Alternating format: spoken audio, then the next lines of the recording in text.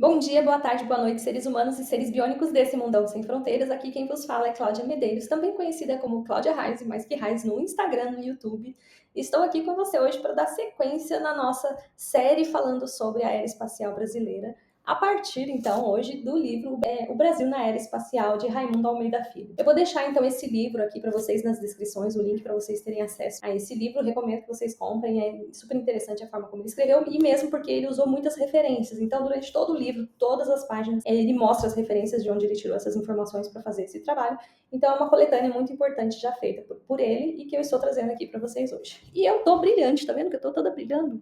Eu tô brilhando por quê? Porque hoje é segunda-feira de carnaval. Então, se você tá assistindo no futuro, saiba que esse vídeo foi gravado bem no meio do carnaval. Eu dei uma paradinha lá no blog pra vir aqui poder trazer esse conteúdo pra vocês, porque eu prometi e então eu vou cumprir e vou fazer então essa série, o Brasil na Era Espacial, pra gente entender melhor do que a gente tá falando, em que ponto nós estamos e tudo que foi construído ao longo desse tempo. Se foi bom ou foi ruim, vou deixar com vocês pra vocês decidirem. Lembrando que nós temos o vídeo que foi gravado, que tá aí já na playlist, vou deixar aqui também o link pra vocês, que conta, então, a nossa entrevista que a gente fez com o Marco Antônio Chamon. A gente fez essa entrevista lá no Ciência Talks, de onde eu sou host também, inclusive segue o Ciência Talks. E lá eu fiz essa entrevista com o Chamon e ele fez alguns comentários que eu comentei nesse outro vídeo que foi publicado aqui, que eu vou deixar o card para vocês. No entanto, para poder entender melhor tudo que foi comentado nessa entrevista com o Chamon e também nessas discussões, nós precisamos entender o cenário do Brasil. Então, como é que o Brasil andou, como funcionou todas essas coisas? Porque a gente falou, a gente fala do Brasil, a gente pensa na Agência Espacial Brasileira, nós tentamos comparar com outras agências mundiais, mas será que a gente conhece a história da nossa Agência Espacial Brasileira, do nosso Programa Espacial Brasileiro? Então, eu vou trazer para vocês aqui a partir do ponto de vista do Raimundo Almeida Filho e também com algumas colocações minhas, das minhas perspectivas, mesmo porque vocês sabem que eu já estou bastante tempo trabalhando no setor espacial também. Vocês podem deixar o comentário de vocês, está aqui, né? A gente está aqui para conversar sobre isso, não se preocupem, mas sejam educados, mesmo porque eu não sou culpada das coisas boas e ruins que estão acontecendo, né? Então eu tô aqui apenas para trazer para vocês fatos. Sem mais delongas para começar esse vídeo. Então este de hoje eu vou comentar apenas a introdução, porque a introdução ela já vai dar um baque na gente assim bem grande, tá? Ela dá um choque de realidade que quando você lê a introdução, a gente fala, meu Deus, é um choque de realidade. E o primeiro choque de realidade já começa com esse comentário aqui. O Brasil condecorou 2 astronautas no Palácio do Planalto, em 1961, e depois, somente 45 anos depois, um outro astronauta. O primeiro astronauta foi o Yuri Gagarin, em 1961, que foi o primeiro homem que foi para o espaço. Ele veio aqui logo depois, uns 3 meses depois que ele chegou no espaço, ele veio até o Brasil. E aí ele foi condecorado, e na época o Jânio Quadros prometeu, assim, né, com todo animado, que o Programa Espacial Brasileiro iria decolar. Então até foi criado a primeira comissão para assuntos do espaço, que é a GOCNAI, que eu vou deixar aqui para vocês o que significa. E com essa comissão acreditava-se que o Brasil, que tinha sido denominado o país do futuro, ia finalmente decolar em direção a esse futuro. Porém, apenas fomos ver um novo astronauta pisando no Palácio do Planalto em 2006, que foi o Marcos Pontes, num programa bem complicado e numa situação bem complicada do Programa Espacial Brasileiro. Então vamos ver o que aconteceu nesses 45 anos. Esse livro já começa com esse questionamento.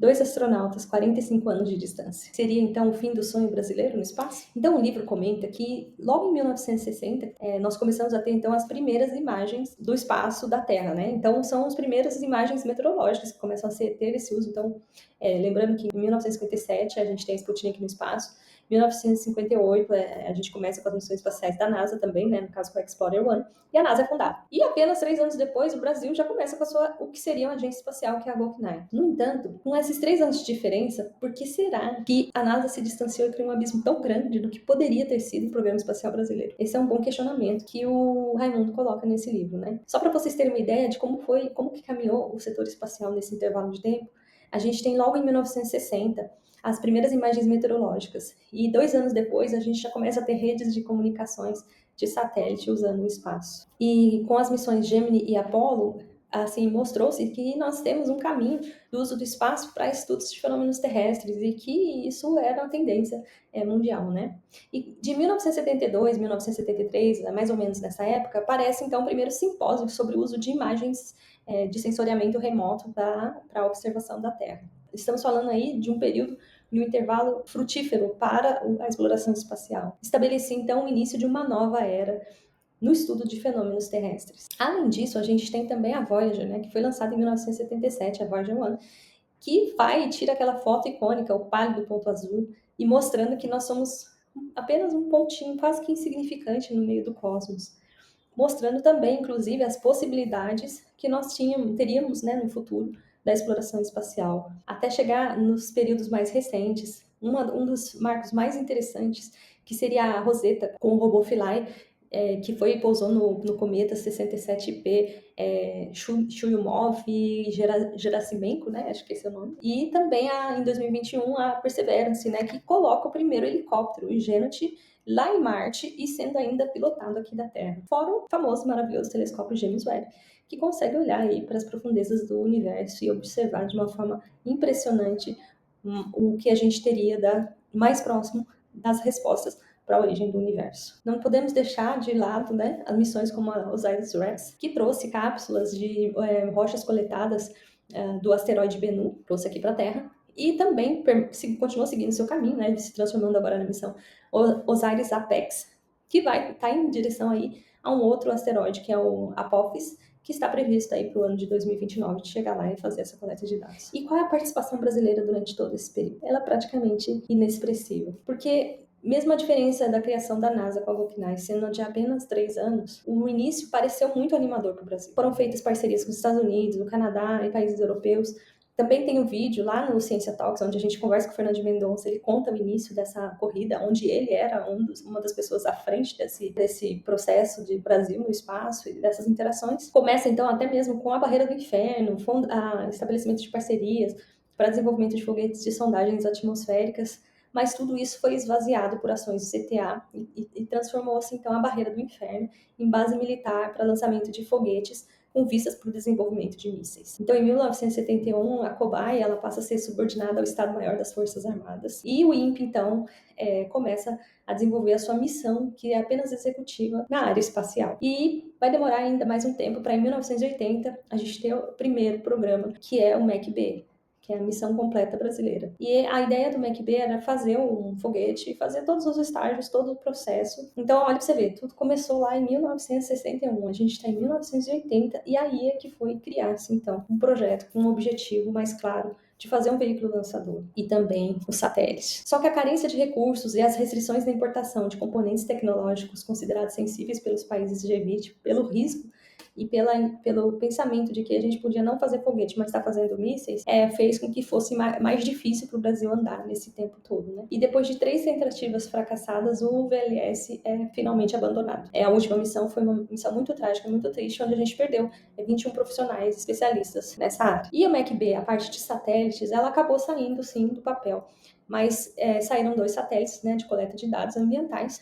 Lembrando que as duas visões que tínhamos para o espaço dentro do contexto do projeto MEC-B, um deles saiu lá em 1988, que é o SCD-1, que está no ar até hoje. Mas o outro só foi se consolidar em 2021 com o lançamento do Amazônia 1. Todos eles não podendo ser lançados do Brasil e precisando, por exemplo, no caso do SCD-1, ser lançado por um foguete americano e o Amazônia 1 em 2021 com um foguete indiano. Além disso, ainda é contabilizado como perdas os outros satélites que se perderam dentro da missão, como é o caso do Saci-1, né, que foi de um foguete chinês que depois a gente não conseguiu fazer contato com ele, mas também o SCD-2A, o Saci-2 e o SATEC, que foram perdidos nessas tentativas de lançamento dos foguetes VLS de Alcântara. Em 1980 também é feito um acordo entre o Brasil e a China, e essa é uma das coisas que deram muito certo no projeto espacial brasileiro. Essa colaboração com a China gerou aí 6 satélites da linha Sibris. Todos foram lançados da China, mas o autor questiona, né, o Raimundo fala, que todos esses satélites eles têm tecnologias da década de 1980. E o fracasso da participação do Brasil também no apoio à construção da ISS, que custou, ainda que o Brasil não tenha feito a parte dele, isso é uma coisa que todo mundo comenta, né, ainda custou 120 milhões de dólares para os cofres públicos.